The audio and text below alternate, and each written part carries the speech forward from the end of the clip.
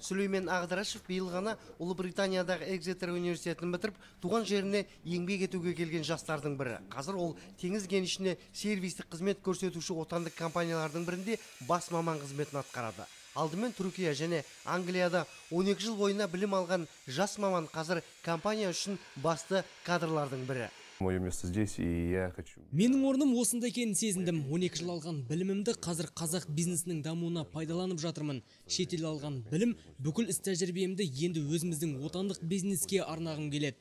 Оған біліктілігім жететіндігіне сенімдімін. Мұндай жас мамандарды дайындау үшін жергілікті компаниялар қаржы аяп отырған жоқ. Өйткені ірі инвесторлармен жұмыс істеген 20 жыл тілгер және іскер жас мамандардың аса қажеттілігін дәлелдеген болатын.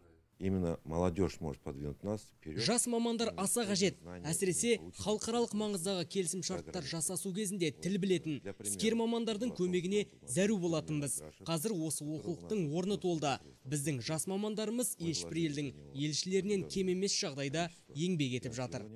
Қазір 5000 жұмысшысы бар мұнай құрылыс сервис компаниясында осындай 3 жас маман қызмет етіп жатыр. Бұлардың әрқайсысының өз міндеті бар. Олар шетелдік инвесторлармен арада елшілік қызмет атқарып қана қоймай, қазақстандық компаниялардың мердігерлік қызметінің артуына да айрықша септігін тигізіп отыр.